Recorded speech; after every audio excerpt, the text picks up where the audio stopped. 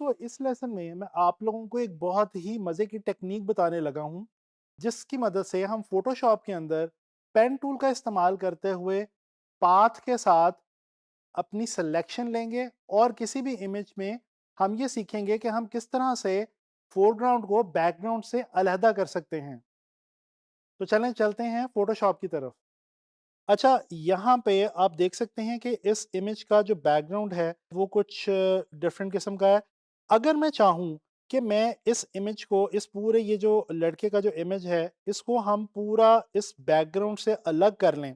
इस काम के लिए हमारे पास वैसे तो फ़ोटोशॉप में बहुत सारे टूल्स और बहुत सारी ऑप्शंस मौजूद हैं। जिस तरह से हम पहले भी सिलेक्शन के कई टूल्स जो हैं, उनकी मदद से बैकग्राउंड और फोरग्राउंड को सेपरेट करना सीख चुके हैं। लेकिन दोस्तों ये जो टेक्निक अब मैं आपको बताने लगा हूं, इसका एक बहुत बड़ा फायदा है। और वो फायदा ये है कि अब जब मैं ये जो कैरेक्टर है इसको जब बैकग्राउंड से सेपरेट करूंगा, तो कैरेक्टर की जो सिलेक्शन होगी वो हमेशा मेरे पास फोटोशॉप में मेरी इस फाइल में सेव रहेगी। नॉर्मली जब लेसो टूल वगैरह से, मैग्नेटिक लेसो टूल से या और सिलेक्शन के टूल्स की मदद से हम किसी भी कैरेक्टर को उसके बैकग्राउंड से अलग करते हैं, तो वो जो सिलेक्शन हम लेते हैं वो सिर्फ एक बार के लिए लेते हैं। लेकिन ये जो सिलेक्शन अब हम लेने लगे हैं, ये हमारे पास सेव रहेगी। तो चलें देखते हैं कि ये काम हमने किस तरह से करना है। अच्छा दोस्तों, ये हमारे पास लेयर मौजूद है जिसके अंदर ये कैरेक्टर हमारा हमारे सामने है। अच्छा, इसके साथ हमारे पास यहाँ पे एक ऑप्शन है जी पाथ्स की। अब दोस्तों हम करेंगे क्या, ये जो लेयर है इसको मैं फर्स्ट ऑफ ऑल रीनेम कर दूं। इसको मैंने नाम दे दिया जी इमेज ऑफ कैरेक्टर। अच्छा, यहाँ पे अब मैं एक पाथ क्रिएट करूंगा। पाथ पैनल में आके यहाँ पे मेरे पास ये बटन है न्यू पाथ का। जैसे मैंने क्लिक किया तो ये आपने देखा मेरे पास एक पाथ बन गया। जिस तरह से हम लेयर को रीनेम करते हैं, इसी तरह से हम पाथ को रीनेम करेंगे। इसके ऊपर मैं डबल क्लिक करूंगा और वही नाम लिखूंगा जो मैंने वहां पे लेयर के ऊपर लिखा था, इमेज ऑफ कैरेक्टर। दोस्तों ये सेम नाम मैंने क्यों दिया है?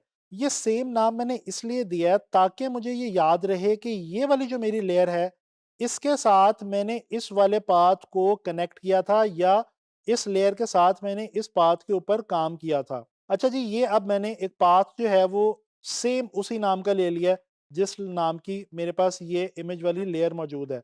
अब मैं क्या करूँगा, मैं इसको थोड़ा-सा ज़ूम करता हूँ, पेन टूल पे आता हूँ। यहाँ पे पेन टूल पे आके यहाँ से हम ऑप्शन लेंगे पाथ की। क्योंकि हम शेप तो नहीं क्रिएट करना चाह रहे, हम पाथ क्रिएट करना चाह रहे हैं। लिहाजा अब हम पाथ की ऑप्शन लेने के बाद यहाँ पे हम इस जो हमारा कैरेक्टर का इमेज है इसके साथ साथ हम ट्रैवल करना शुरू कर देंगे और बेसिकली हम ये करेंगे कि हम इसकी जो पूरी आउटलाइन है इस कैरेक्टर की, इसको हम पेन टूल की मदद से अपने पास जो है वो क्रिएट करेंगे इस पाथ की सूरत में। जब मैं ये पाथ कंप्लीट कर लूँगा तो मैं आपको भी दिखाऊँगा कि वो जो हमने वहाँ पे लेयर के साथ पाथ की ऑप्शन लिया, वहाँ पे उसके आइकॉन के ऊपर ये जो हम ड्राइंग कर रहे हैं, ये ड्राइंग सेम टू सेम वहाँ पे आपको नज़र भी आ रही होगी। तो ये पेन टूल की मदद से आपको जो है वो सिलेक्शन करनी बहुत ही आसान रहती है और जैसा कि मैंने आपको पहले भी बताया है कि इस टेक्नीक का, इस ख़ास टेक्नीक का फ़ायदा ये है कि ये जो हम सिलेक्शन करेंगे और ये जो हम एक ख़ास किस्म के तरीके से हम पेन टूल को इस्तेमाल करते हुए सिलेक्शन ले रहे हैं, ये सिलेक्शन हमारे पास हमेशा सेव रहेगी। बेशक साल के बाद भी अगर आप इस फाइल को दोबारा ओपन करें और दोबारा इसके ऊपर काम करना चाहें, तो ये जो कैरेक्टर की सिलेक्शन आपने ली है और ये जो आप टाइम लगा रहे हैं, ये टाइम आपका जो है वो बिल्कुल दोबारा आपको नहीं लगाना पड़ेगा और ये सिलेक्शन आपके पास रहेगी। अच्छा दोस्तों, ये बालों को हम थोड़ा-सा ज़रा एहतियात से ड्रॉ करेंगे क्योंकि ये इनमें थोड़ी-सी रफनेस भी होती है और हमें कोशिश अभी फ़िलहाल करनी है कि हम एक प्रिटी डिसेंट सी जो एक इसकी सिलेक्शन ले सकते हैं बालों की इसके, वो हम ले लें ताकि ये देखने में बुरी भी ना लगे। या आप देख रहे हैं कि मैं इसके बिल्कुल एज के साथ-साथ जो है वो ड्रॉ करता जा रहा हूँ और ये वाला जो काम हमने करना है ये बहुत एहतियात से करना है। हमें पेन टूल यूज़ करना अब तक आ गया होगा। मैं उम्मीद करता हूँ आप लोग सब अब तक एटलीस्ट पेन टूल को यूज़ करना सीख गए होंगे क्योंकि हमने इलस्ट्रेटर के अंदर भी उसको स्टडी किया, फिर फ़ोटोशॉप में भी हम देख चुके हैं। यहाँ पे आपको पता है ये हम कंट्रोल की मदद से इसको हम जो है वो अपनी जो पाथ होती है इसको हम मैनेज कर सकते हैं। इसी तरह से add anchor pen tool, delete anchor pen tool भी हम यहाँ पे यूज़ कर सकते हैं। अगर हमारी सिलेक्शन जो है वो हमें कहीं पे लगे कि वो गड़बड़ हो रही है, तो हम उसको बड़े आराम से जो है वो ठीक कर सकते हैं।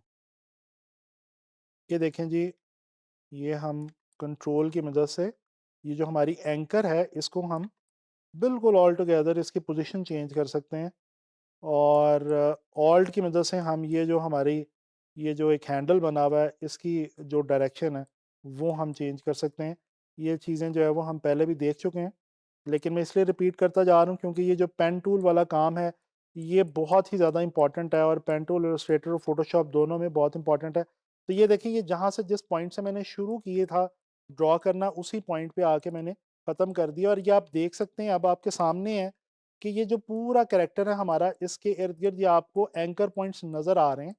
ठीक है, ये बेसिकली हुआ क्या है कि एक पूरा पाथ हमने ड्रॉ कर दिया है इस कैरेक्टर के इर्द गिर्द। अब अगर यहाँ पे मैं पाथ में आके आपको दिखाऊं तो ये देखें, ये एक नया पाथ जो है वो उसके साथ साथ क्रिएट हो गया। इसको हम रीनेम दोबारा भी कर सकते हैं।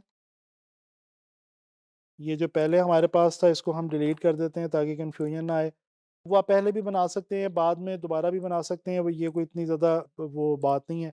अच्छा जी, अब हमने ये करना है, हमने ये ध्यान रखते हुए कि इस लेयर के ऊपर हमने एक ये पाथ क्रिएट किया है, ये पाथ हमने ये खुद ब खुद ही बन गया जब हमने इस लेयर के ऊपर पेन टूल की मदद से पाथ की ऑप्शन लेके ड्राइंग की है। अब इस पर राइट क्लिक करेंगे, मेक सिलेक्शन की एक ऑप्शन है, इस ऑप्शन पे जाएंगे। यहाँ पे आपके पास एक ऑप्शन आ रही है फेदर रेडियस। दोस्तों, ये फेदर रेडियस यहाँ पे बहुत इंपॉर्टेंट है। आमतौर पे होता क्या है कि जब मैं ये सिलेक्शन लूंगा और इस करेक्टर को इसके बैकग्राउंड से अलग करूंगा तो ये जो इसके एजेस है ना, ये बड़े अजीबो-गरीब से, थोड़े ज़रा बहुत ज़्यादा शार्प से आएंगे और वो अच्छे नहीं लगते। तो उसके लिए हम करते क्या हैं, यहाँ पे फेदर रेडियस लगा देते हैं। इसको मैं फ़िलहाल यहाँ पे 2 की ऑप्शन दे रहा हूँ, 2 की वैल्यू दे रहा हूँ। इस फेदर रेडियस से होगा क्या ये, कि ये जो इसके एजेस हैं ये स्मूथ नज़र आएँगे हमें सिलेक्शन होने के बाद। ओके किया, ओके करने के बाद आप लोगों को पता है कि हमारे पास एक शॉर्ट की है कंट्रोल शिफ्ट आई, जिससे होता क्या है कि सिलेक्शन जो है वो हमारी इन्वर्स हो जाती है। तो ये अब मैं करने लगा हूँ जी डिलीट, और ये देखें ये हमारे पास रह गया हमारा कैरेक्टर। और अगर आप गौर करें तो जैसे मैंने आपको बताया था, फेदर रेडियस का फ़ायदा ये हुआ कि ये आप देख सकते हैं कि ये जो इसके एजेस हैं ये अब हमें वाइट बैकग्राउंड के ऊपर बड़े स्मूथ और बड़े अच्छे लग रहे हैं, बेहतर लग रहे हैं।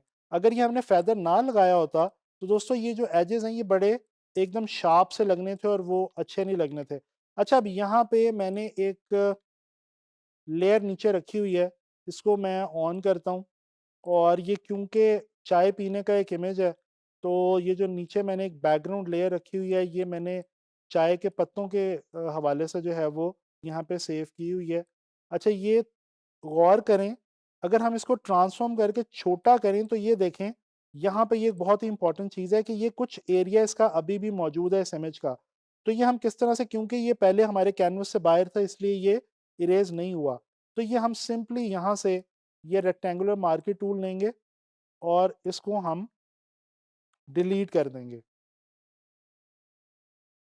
ये देखें दोस्तों, जितना इमेज हमें रिक्वायर्ड है उतना हम रखेंगे, और ये जो इमेज का एरिया हमें नहीं चाहिए ये हम डिलीट कर देंगे। ये बहुत ही आसान है, रेक्टेंगुलर मार्कर टूल की मदद से ये बिल्कुल चंद सेकंड्स का काम है।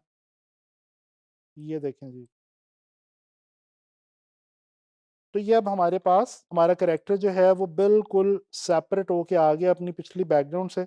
और ये अब इसको हम यहाँ पे अपनी मर्ज़ी से जिस तरह मर्ज़ी चाहें हम यहाँ पे इसको प्लेस कर सकते हैं। और फर्दर ये देखें आप, ये कितना अच्छा लग रहा है यहाँ पे ये इमेज इस बैकग्राउंड के साथ। इसी में अगर यहाँ पे थोड़ा-सा हम टेक्स्ट वगैरह ऐड करें और कुछ और चीज़ें ऐड करें तो ये हमारा कोई ऐड या पोस्टर वगैरह जो है वो भी बड़े आराम से बन सकता है। अच्छा, इसका जैसा मैं आपको पहले बता चुका हूँ, फ़ायदा ये है कि जो पाथ हमने क्रिएट किया है उस लेयर के साथ, वो पाथ हमारे पास हमेशा हमारी फ़ाइल में सेव रहेगा।